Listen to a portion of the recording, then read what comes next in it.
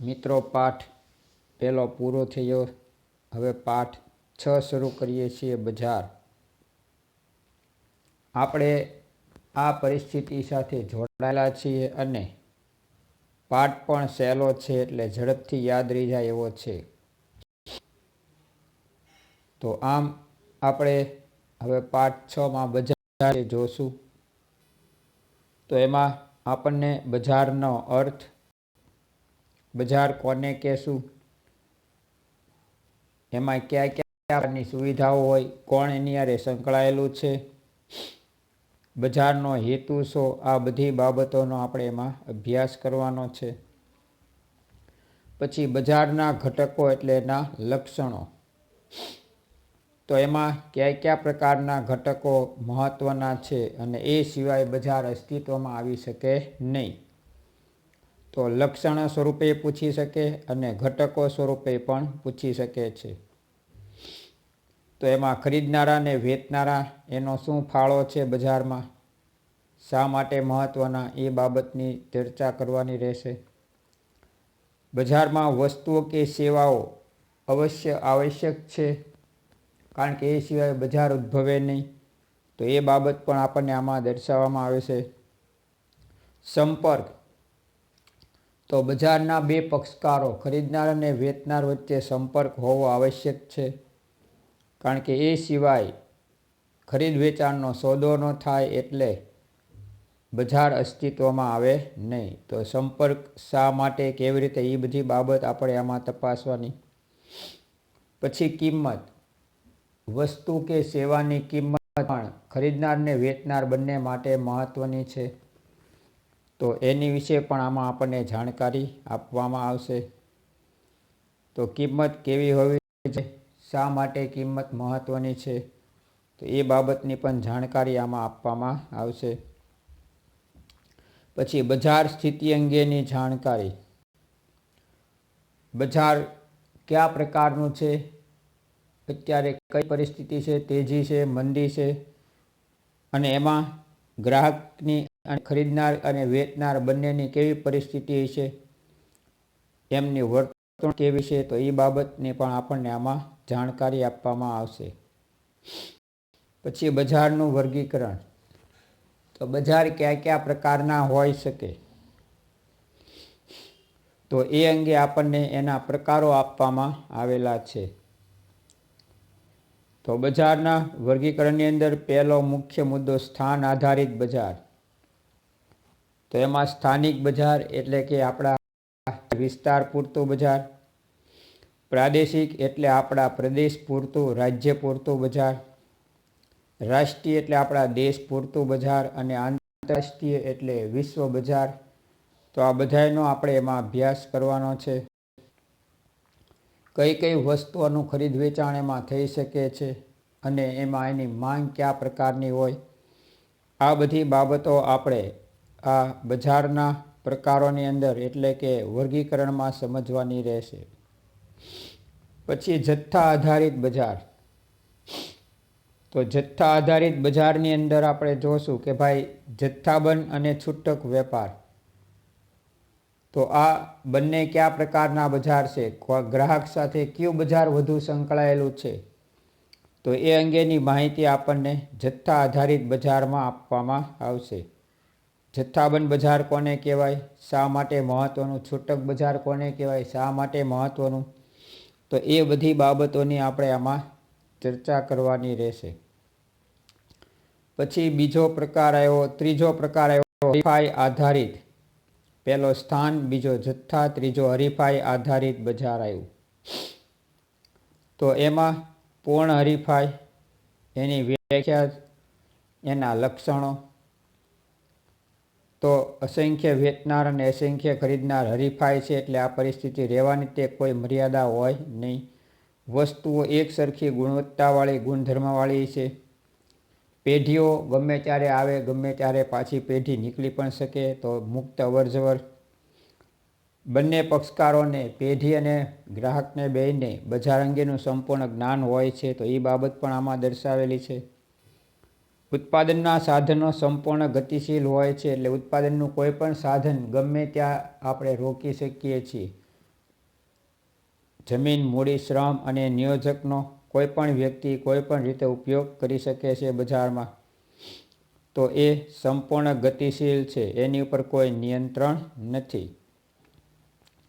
અને વાહન વ્યવહાર ખર્ચનો અભાવ. મોટા જથ્થામાં અનેક વસ્તુઓની હેરફેર થાય તો એની સામે વાહન વ્યવહાર ખર્ચ ઓછું થાય છે. એકદમ નજીવું વાહન વ્યવહાર ખર્ચ હોય એટલે એનો અભાવ એમ જ ગણી શકાય. બરાબર. તો આમ આટલી બાબતોની આપણે પૂર્ણ હરીફાઈવાળી જે બજારની પરિસ્થિતિ છે એમાં એનો અભ્યાસ કરવાનો છે. હવે મહત્ત્વનો પ્રકાર આગળ પણ તમારે આવશે ભણવાનો, ઇજારો. તો જ્યારે કોઈ એક પેઢી કે ઉત્પાદક બજારમાં અસ્તિત્વમાં હોય, બીજા કોઈ હરીફો ન હોય, ત્યારે આપણે એને ઇજારો કહેશું. તો એની વ્યાખ્યામાં આપણે જોવાની રહેશે પહેલાં. ત્યાર પછી એના લક્ષણોની અંદર જ તે જો આપ્યું છે, એક જ ઉત્પાદક કે વેચનાર અને અસંખ્ય ખરીદનાર. આ પેઢી કોઈ પણ એક હોય, વેચનારની કે ઉત્પાદકની, પણ ખરીદનાર અને વેચનાર કેટલા હશે? અસંખ્ય છે. પછી નજીકની અવેજીની વસ્તુનો અભાવ. આપણે જે વસ્તુ ખરીદી જેવી જ બીજી કોઈ વસ્તુઓ પ્રાપ્ય હોતી નથી, તો એને નજીકની અવેજીની વસ્તુ કહેવાય છે. તો આમ ચોખ્ખા ઘીની સામે એવું બીજું ચોખ્ખું ઘી મળતું જ નથી. બરાબર. નજીકની અવેજીની વસ્તુ હોય જ નહીં. પછી નવી પેઢીઓના પ્રવેશ પર અંકુશ. એ સરકાર દ્વારા હોય, એટલે કાયદા દ્વારા કે કુદરતી રીતે હોય. બરાબર. તો નવી પેઢીઓ એમાં પ્રવેશી શકે નહીં. કિંમત અથવા વેચાણ ઉપર ઉત્પાદક કે વેચનારનો કાબુ. એ લોકો ઈચ્છે એટલું જ તે ઉત્પાદન કરે, એનાથી વધારે કે ઓછું ઉત્પાદન કરતા નથી. અને કિંમત એ લોકો જે ધારે એ જ નક્કી કરી શકે છે, એમાં કોઈનું એમાં દબાણ હાલતું નથી. હવે એક જ વેચનાર ને એક જ ઉત્પાદક છે એટલે પરિસ્થિતિ શું થાય? એનો નફો એટલે આવક કેવી છે? અઢળક હશે. કારણ કે એની સામે બીજું કોઈ હરીફાઈ નથી, એટલે એનો નફો અઢળક જોવા મળશે. પછી કિંમત ભેદભાવ. એ સામાન્ય વસ્તુ, એનેથી સારી ગુણવત્તાની વસ્તુ, એનેથી સારી ગુણવત્તાની વસ્તુ, આમ એક જ વસ્તુ અનેક રીતે રજૂ કરીને કિંમત ભેદભાવનો એટલે કે જુદી જુદી કિંમતનો લાભ લઈ શકશે. પેઢી એ જ ઉદ્યોગ. આવી ઝાઝી પેઢીઓ હોતી નથી, એક જ પેઢી હોય છે, એટલે એને જ આપણે ઉદ્યોગ કહેશું. માનો કે કાચના ટેબલ બનાવતી હોય કોઈ એક પેઢી, બીજી કોઈ હોય જ નહીં, તો આપણે એને જ ઉદ્યોગ કે ભાઈ કાચના ટેબલ બનાવતી પેઢી અથવા એ ઉદ્યોગ. બરાબર. એની સામે બીજું છે નહીં, એટલે પેઢી એ જ ઉદ્યોગ એમ કહેવાય. તો આ આપણી ટૂંકા પ્રશ્નો રહેશે. પેઢી એ જ ઉદ્યોગ વિશે સમજાવો, કિંમત ભેદભાવ વિશે સમજાવો. બરાબર. તો આ આપણા ટૂંકા પ્રશ્નો છે. ત્યાર પછી એવો જ પ્રકાર આવશે ઇજારાયુક્ત હરીફાઈ. એની અંદર એની વ્યાખ્યા આપણે પહેલાં જોવાની રહેશે. તો એમાં મોટી સંખ્યામાં વેચનાર અને અસંખ્ય ખરીદનારા હોય ત્યારે એ ઇજારાયુક્ત હરીફાઈનું વલણ ધરાવતું બજાર છે. હવે આવી પરિસ્થિતિમાં મોટી સંખ્યામાં એટલે વધુ પડતા નહીં પણ વધુ હોય, એનાથી વધારે ન હોય. માનો કે 20-30ની સંખ્યા હોય, એનાથી વધુ સંખ્યા આમાં ન હોય ઉત્પાદક કે વેચનારની. પણ ખરીદનાર તો અઢળક ગ્રાહકો હોય. બરાબર. લાખો, કરોડો. તો આમ મોટી સંખ્યામાં વેચનાર અને અસંખ્ય ખરીદનારાઓ એનું એક મહત્વનું લક્ષણ. પછી આ પણ આપણને ટૂંકા પ્રશ્નમાં પૂછશે, વસ્તુ વિભિન્નતા વિશે સમજાવો. તો અહીં આ લોકો વસ્તુ વિભિન્નતા કરી શકે કે મોટરકારની અંદર એ લોકો જુદા જુદા મોડેલ બહાર પાડે. બરાબર. એની અંદર નવા ફેરફારો લાવે, તો એમાં વસ્તુ વિભિન્નતા છે. પેઢીઓની મુક્ત અવર જવર. અહીંયા પૂર્ણ હરીફાઈની છે. કોઈ પણ પેઢી વધુ નફો મેળવવા આવી પણ શકે, ને નફો ન થાય તો પાછી એ ઉત્પાદનમાંથી નીકળી શકે, બજારમાંથી નીકળી જઈ શકે. તો આ રીતે અહીં પણ પેઢીઓની મુક્ત અવર જવર છે, એટલે એની ઉપર કોઈ નિયંત્રણ નથી. ઇજારા સિવાય ક્યાંય નિયંત્રણ નહીં હોય. જો પછી વેચાણ ખર્ચ. હવે હરીફાઈ છે ટેલિવિઝન, રેફ્રિજરેટર, સ્કૂટર, મોટરકાર, આ બધામાં હરીફાઈ છે. સાબુ, ટૂથપેસ્ટ, સોડા, એ બધામાં. એટલે એ લોકોએ વેચાણ ખર્ચ ભવ્ય કરવું પડે, પુષ્કળ, એટલી જાહેરાતો આપવી પડે, એવા શોરૂમ રાખવા પડે, બરાબર. ગ્રાહકોને લલચાવવા માટે જે દુકાનો હોય ત્યાં પણ હોર્ડિંગ્સ રાખવા પડે. તો આમ એ લોકોએ વેચાણ ખર્ચ પુષ્કળ માત્રામાં કરવું પડે, કારણ કે હરીફાઈ છે, બરાબર. તો આમ આને આપણે કહેશું કે ભાઈ વેચાણ ખર્ચ આમાં ઘણો મહત્ત્વનો ભાગ ભજવી જાય. પછી બિન કિંમત હરીફાઈ, એમાં કિંમતને કોઈ અડે જ નહીં. અત્યારે જો 3 ખરીદો 1 ફ્રી મેળવો, એટલે કિંમત નથી વધી નથી ઘટી, છતાંય હરીફાઈ થઈ જાય કે ગ્રાહકને લાભ મળે કે ભાઈ પહેલાં 1 વસ્તુ 3 વસ્તુ જ મળતી આ કિંમતમાં, હવે આપણને 1 વધારે મળે 4, અથવા લખે 25% એક્સ્ટ્રા, બરાબર. આની આરે આ ફ્રી, તો એનો અર્થ એમ થાય કે એ કિંમત ઘટાડો જ થયો સીધો. તો આ રીતે તમે તો એમાં બિન કિંમત હરીફાઈ છે, બરાબર. એમાં કિંમતને ધ્યાનમાં લેવામાં આવતી નથી, કિંમત ન વધે કે ન ઘટે. તો કિંમત સિવાયની હરીફાઈ એટલે બિન કિંમત હરીફાઈ. આપણને ટૂથપેસ્ટ હોય, આની લ્યો, આપણે કોલગેટની લ્યો, ક્લોઝઅપની લ્યો, તો એની આગળ બ્રશ ફ્રી આવે તો એ કેવી થઈ? બિન કિંમત હરીફાઈ થઈ, બરાબર. 2 બ્રશ લ્યો એની આગળ 1 ફ્રી આવે એટલી જ કિંમતમાં, તો એ બિન કિંમત હરીફાઈ. 3 સાબુ વાળી 1 સાબુ ફ્રીમાં, તો એ બિન કિંમત હરીફાઈ. શેમ્પૂની બોટલ, શેમ્પૂનું પાઉચ અને એમાં 20%, બિસ્કિટના પાઉચમાં 25% એક્સ્ટ્રા એમ લખેલું આવે, તો એ કેવી થઈ કિંમત? બિન કિંમત હરીફાઈ. કારણ કે એમાં કિંમતમાં નથી વધારો કર્યો, છતાં વસ્તુ વધુ આપી, એટલે મૂળ વસ્તુની કિંમત આપોઆપ ઘટી, બરાબર. તો આને કહેવાય બિન કિંમત હરીફાઈ. એમાં કિંમતને ધ્યાનમાં લેવાય નથી, કિંમત સ્થિર જ છે, પણ વસ્તુ વધારે એટલી કિંમતમાં આપણને આપે છે આ લોકો. પછી બજાર અંગેનું અપૂરતું જ્ઞાન. અહીંયા બજાર અંગેનું અપૂરતું જ્ઞાન છે, કારણ કે આ લોકો ક્યારે કઈ વસ્તુમાં કેવો ફેરફાર કરે એ તાત્કાલિક જાણી શકાતું નથી, અને એટલી વિશાળ માત્રામાં છે, એટલે અહીંયા ગ્રાહકોને કે ઉત્પાદકોને બજાર અંગેનું પૂરતું જ્ઞાન હોતું નથી. તો આને કહેવાય બજાર અંગેનું અપૂરતું. માનો કે શેમ્પૂ છે, કેટલી જાતના આવે, હવે આપણે બધા વાપરતા ન હોય તો આપણને કાંઈની કિંમતની કે એની ગુણવત્તાની કોઈ માહિતી ન હોય, બરાબર. એટલે આપણે કહી શકીએ કે આપણી પાસે એનું પૂરતું જ્ઞાન હોતું નથી આવી વસ્તુઓનું. એટલે ઉત્પાદક હોય કે ગ્રાહક હોય એ બજારનું પૂરતું જ્ઞાન હોતું નથી. અલ્પ હસ્તક ઇજારો પછીનો પ્રકાર આવશે એની વ્યાખ્યા.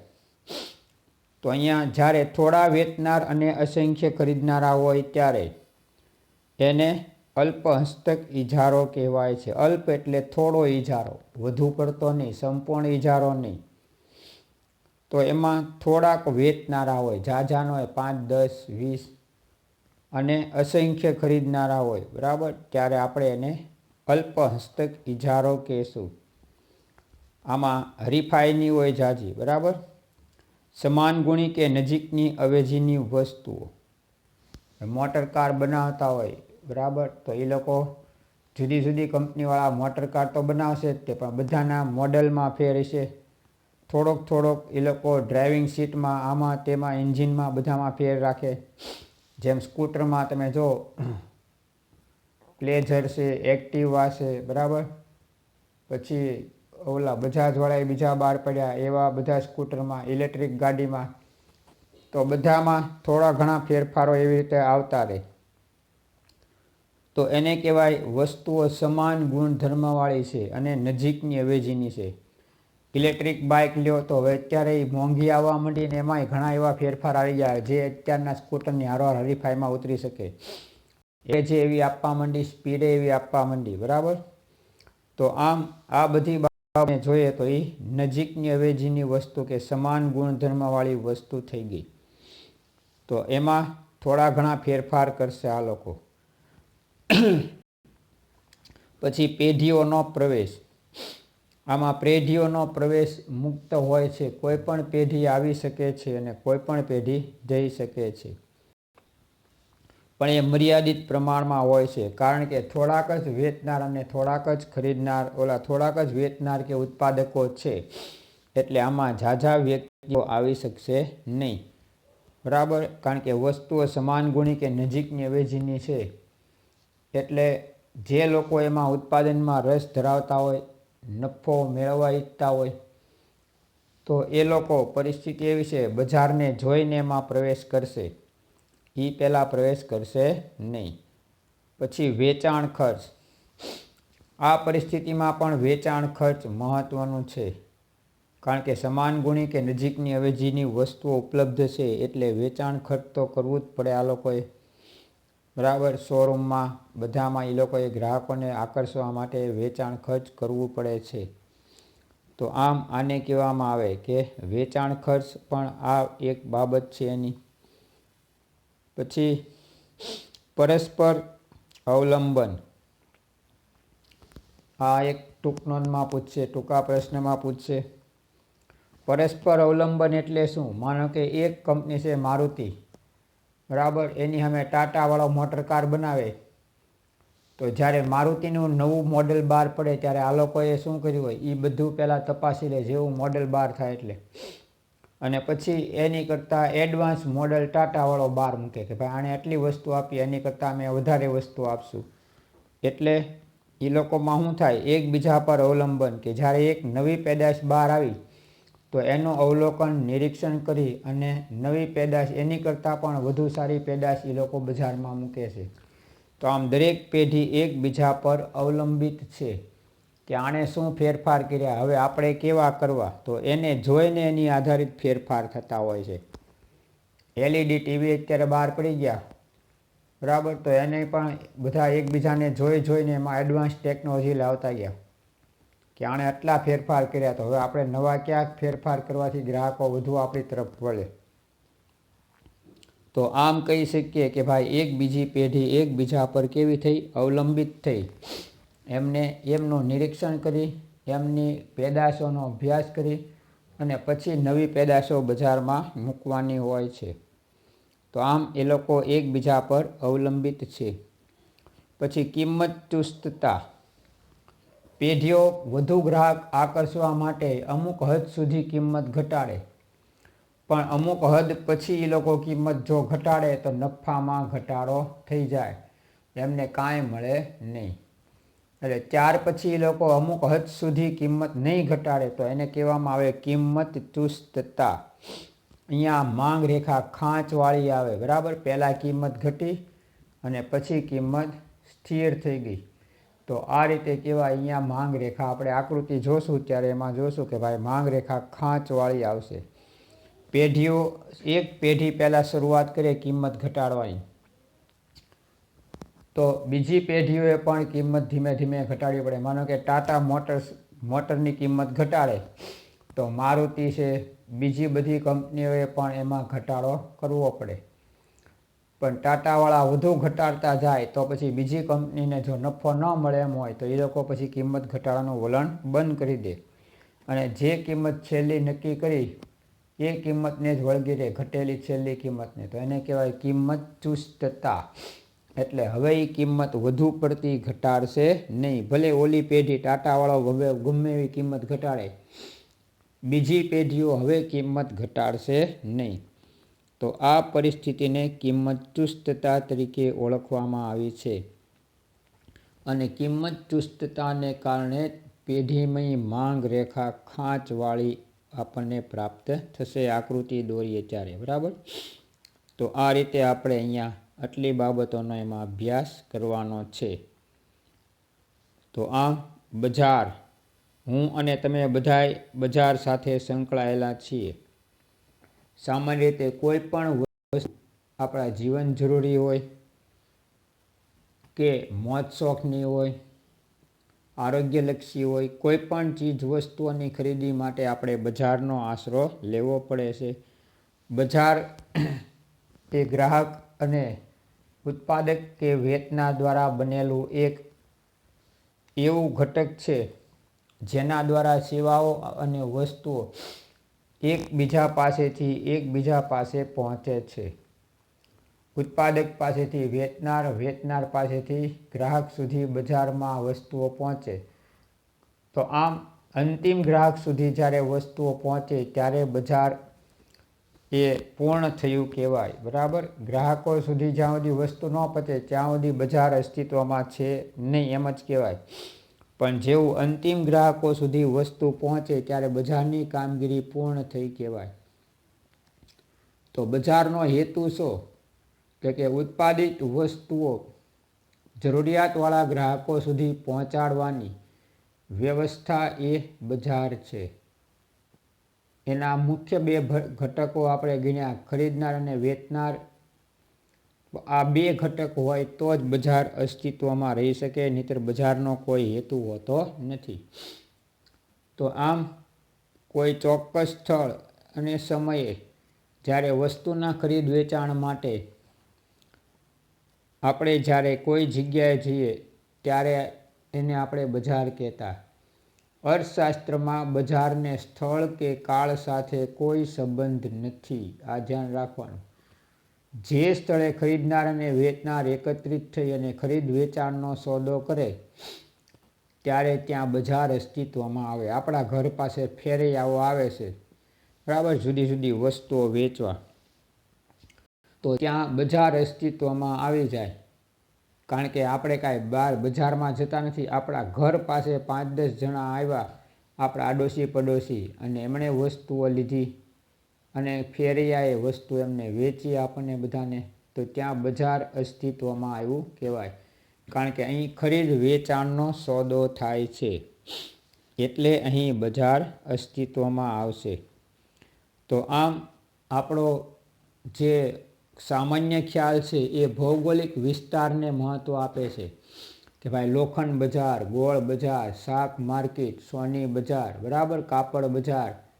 તો આમ આપણે નિશ્ચિત સ્થળે જ ત્યાં બધી વસ્તુઓ મળે છે એવું માનીને એ જ સ્થળે જઈને જ્યારે ખરીદી કરીએ ત્યારે આપણે ભૌગોલિક બાબતને એટલે સ્થળને મહત્ત્વ આપ્યું એમ કહેવામાં આવે છે. પણ હવે તો તમે જો ઓનલાઈન ખરીદી કરીએ છીએ તો આપણે ક્યાં ઠેઠ કલકત્તા, દિલ્હી, મદ્રાસ જ્યાંથી વસ્તુ મગાવીએ ત્યાં કાંઈ આપણે રૂબરૂ નથી જતા, બરાબર. ફોન દ્વારા જ આપણે વસ્તુઓ મગાવી દઈએ અને ફોન દ્વારા જ આપણે પેમેન્ટ કરી દઈએ છીએ ઓનલાઈન, બરાબર. તો આમ ખરીદનાર ક્યાંય છે અને વેચનાર ક્યાંય છે, છતાં ચીજ વસ્તુઓના ખરીદ વેચાણનો સોદો થયો એટલે એ બજાર અસ્તિત્વમાં આવી ગયું. આજે નાપતોલ છે, બરાબર, બીજી અનેક છે એવી કંપનીઓ, એમેઝોન છે, એ બધી કંપનીઓ આજે આવા બજાર દ્વારા અબજો રૂપિયાનો નફો રળે છે. એનું કારણ છે કે ગ્રાહકો ઓનલાઈન ખરીદી કરે છે અને એમની પાસેથી મનપસંદની વસ્તુઓ મેળવે છે. ત્યાં સુધી ગ્રાહકોએ જવું નથી પડતું, ગ્રાહકોને એના ઘેર બેઠા વસ્તુ પ્રાપ્ત થાય છે. કાં કેશ ઓન ડિલિવરી એટલે વસ્તુ આવે ત્યારે પૈસા આપો, કાં ઓનલાઈન ચૂકવણી કરો, બે સગવડતા આ લોકો આપે છે. તો આ રીતે ગ્રાહકનો સમય બચે અને ઓલા લોકોનો પણ સમય બચે છે ને એ લોકોને બધે આવા શોપિંગ સેન્ટરો રાખવા પડતા નથી, ડીલરો રાખવા પડતા નથી, સીધું કંપની દ્વારા જ આપણને વસ્તુઓ પહોંચતી હોય છે. તો એ લોકોના પણ ખર્ચ અને સમય બચી જાય એટલે આપણને વસ્તુ એ લોકો સસ્તામાં આપે. આપણે પણ બજારમાં ક્યાંય ગયા વિના, દૂર દૂર કોઈ પ્રદેશમાં કે જિલ્લામાં ગયા વિના આપણે ઘરે બેઠા એ જ વસ્તુઓ અહીં પ્રાપ્ત કરી શકીએ છીએ. નાણાંની ચૂકવણીની પણ કોઈ મુશ્કેલી નથી, બરાબર. તો ઓનલાઈન પણ પેમેન્ટ કરી શકીએ છીએ. તો એ અત્યારે પણ આજનું આ આધુનિક બજાર છે. તો અહીં જો ભૌગોલિક બાબતને મહત્ત્વ અપાયું નથી કે આપણે બજારમાં ત્યાં જાશું તો જ વસ્તુ મળશે એવું નથી.